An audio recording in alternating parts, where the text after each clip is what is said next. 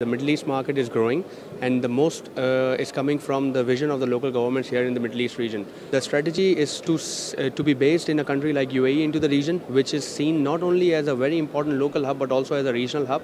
So, for example, the idea is to serve the market into two segments, which is local and foreign markets. And when we say foreign markets, we are talking about the neighboring economies in the region, for example, Qatar and Bahrain, and also Saudi Arabia. And in the long run, definitely we see the trend going upwards. But in the year 2012 and 2013, I think we're going to see a normal growth level, I would say a steady growth level, and then we see it going up in the future.